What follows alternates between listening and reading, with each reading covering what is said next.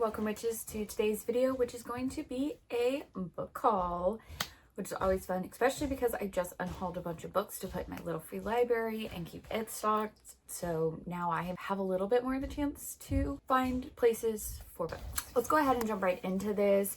I want to apologize for the sound. My mic recently broke and I need to get a new one. The first one that I got, which I'm praying that I like it because I bought the entire series of The Thursday Murder Club, The Last Devil That Died, The Man Who Died Twice, The Bullet That Missed, and The Thursday Murder Club, and then We Solve Murders, which I'm really excited for all of these, and I got it in a set. This I'm hoping to make part of the Cozy Mystery Bingo by Foxes and Fairy Tales. Then we have How to Cheat Your Own Death by Kristen Perrin. This is again another one for the Cozy Mystery Bingo. I read the first one and I have the second, so now the third one's out. I'm probably just going to binge these and use this to fill the finish a series. The next one we got is The Ending Writes Itself by Evelyn Clark. This is a duo by D.E. Schwab and somebody else. I don't remember what the other author's name is. This is about a set of authors who go to this mysterious island and they have to write the end of it. So I'm guessing there's states, there's probably a book in there, which I love a book about a book, and it seems right up my alley. The Caretaker by Marcus Cleor. I'm not really 100% sure. I hear people say it differently. I need to figure out how to say it properly, but I really enjoyed We Used to Live Here. So I was really excited for this one. I've seen either you love it or you hate it. Billy Reeves was disappointed in it, and I don't remember who else was that really loved it. I'm hoping it works for me. Just maybe have to prepare that they may be similar, which I think, if I remember right, was a little bit of why Billy Reeves didn't like it as much. Anthony Horowitz, A Deadly Episode. I just think this one looks so fun. Again, another one that's kind of a cozy mystery. I'm going to be in my cozy mystery era thanks to the Cozy Mystery Bingo. I'm really trying to find the right ones that will be 5 stars. This is about a detective who's dead, but it's like the person in the movie who's playing him is dead, and now they have to solve what's going on. So I'm wondering if that detective will be the detective detecting why his actor person is dead. I think it'll be really interesting. And keeping this pretty brief and not going into too much detail about this, let me know if maybe next time I need to give a little bit more detail or thoughts. The next one I have is The Elsewhere Express by Samantha Sotoyambo. This has beautiful sprayed edges. I did see Gavin Reads It All read this. The reason I'm reading this is because my local in real life book club is reading this for the month of June, so I picked it up so I could participate. This is about a train who you can't just like go on the train. It magically appears. You have to have special tickets to go, and I think it's going to help you find yourself, find moments that you need, and it sounds like it's going to be really heartwarming, a little magical, a little bit of an uplifting story with some moments that you could relate to potentially. The Field Guide of the Formerly Villainous by Autumn K. England. This gave me Encyclopedia of Fairy vibes, which I just saw and did pre-order in the 4th of the series that's coming out. This one I think is going to be a little bit more on the fun side as opposed to the academic style of Emily Wilde's Encyclopedia of Fairies, but this is following a person who somehow has been involved in a world-ending cult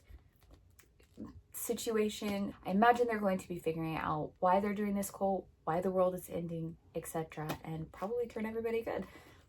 I imagine, because formerly villainous. The One Day You're My Husband by Rosie Walsh. This seems like a very psychological domestic thriller, which is right up my alley. This one I'm really anticipating, and I had pre-ordered because I believe this was actually one of the ones that was part of my 5-star predictions, and just anything really psychological is usually right up my alley. This is about a woman who was married to like first love. Something happened the night of their wedding. He was taken away, and then she got remarried, but then years later she sees that he has escaped, and she's curious what happened. And the story it says about your first love.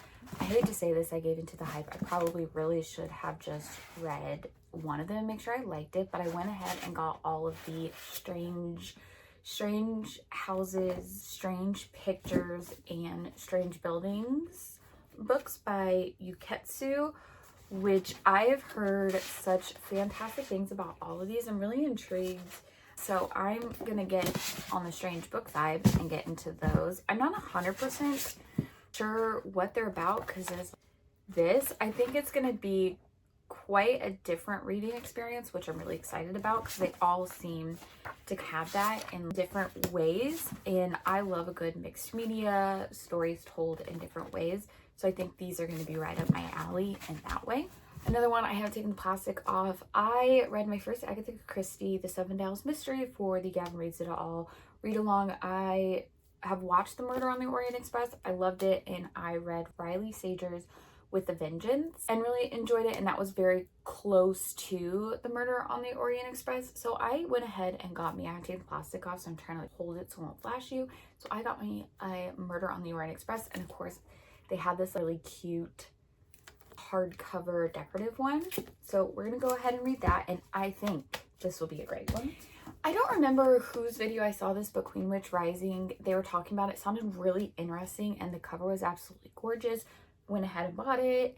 Some of these were on the pre-order sale. I had pre-ordered a bunch, and then I saw somebody recently, I believe they even DNF'd it, so I'm a little disappointed in that. I will still give it a try. But this is just witches in New Orleans. This is kind of about a witch who was powerful but like away from her family. I'm guessing there's some reason that she left her family, went to do her own thing, and became really powerful. And of course, I am obsessed with Heather Fawcett right now. So I got the Agnes Aubert's Mystical Cat Shelter by Heather Fawcett. I loved Emily Wilde, and I know that Leandra, the Zero TBR, really liked her. But she recently read this, and she didn't seem as thrilled with it. And I don't know that I've really heard anybody really thrilled with this, so I'm a little bit nervous. But yeah, just a woman who has a mystical cat shelter. It sounds like it could be great. Another one of those, I will be curious if my thoughts align with others. Death Meets Cute by Jay Penner. This is about somebody who like wants to be bad but like is not bad. I think it's a romance a little bit, if I remember right, and like that. So I think this is a little bit of a romantasy with like wanting to be a bad villain, but you're not. And I love me a good TJ Klune, and he came out recently with We Burn So Bright by TJ Klune. It's a cute little novella. I could not get this, and I think I'll read this one quick just because it's going to be a really quick read. TJ Klune's books are usually always so heartwarming, kind of like coming of age or like finding yourself when you're maybe not the typical or the mainstream, accepting others for just who they are. Another really cute kind of romancy one is An Accident of Dragons by Sherry Radke. Also, look at those sprayed edges. Yeah, an unlikely lord finally meets a problem he can't flirt his way out of. So this is going to be, I'm hoping, a little bit of a rom-com if he's like a lord who can flirt his way out of it. The Book Witch by Meg Schaefer was one that I predicted to be a 5-star. I've heard people really like this, like in my real life. One of the things that I didn't really put together was Meg Schaefer also wrote The Wishing Game, which I was not a fan of. I'm not a fan of game books usually, so I'm thinking that's why, but this is a Book Witch, and I just, like, look at the inside. Anything about a book and a witch. It's about witches who believe, just from the short bit of synopsis, I do like to go into books, like not like complete knowing everything, but witches protect fiction and books, which I think is a fun story and premise. This is one I'm so excited for, The Startup Hell by Caitlin Rozakis. Turns out my book club, my in real life book club, picked this to be our July book. I have a double reason why I need to read it, so I'll be reading this in July, and I'm really excited.